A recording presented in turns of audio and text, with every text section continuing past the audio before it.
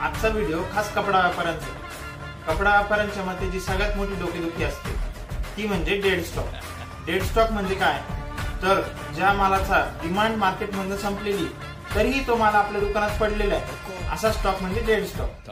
हा dead stock होऊ नये म्हणून आपण काय करायचं, तर डेड स्टॉक होऊ नये म्हणून प्रत्येक व्यापाऱ्यांनी खरेदी करत असताना एक गोष्ट लक्षात घ्यायची की आपण ज्यावेळेस खरेदी करायला जातो त्यावेळेस ज्या गोष्टीचा सप्लाय जास्त आहे ना त्यापेक्षा या गोष्टीचा डिमांड जास्त आहे ना ती गोष्ट खरेदी करण्यावर भर द्या. ज्या गोष्टीचा डिमांड जास्त आहे ना ती आपल्या दुकानात असेल तर प्रत्येक माणूस आल्यानंतर ती खरेदी करून घेऊन जाणार.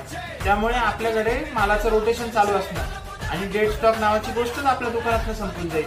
ज्यावेळेस तुम्ही या गोष्टीवर भर द्याल ना तेव्हा डेड स्टॉक राहणारच नाही, याची गॅरंटी आपण.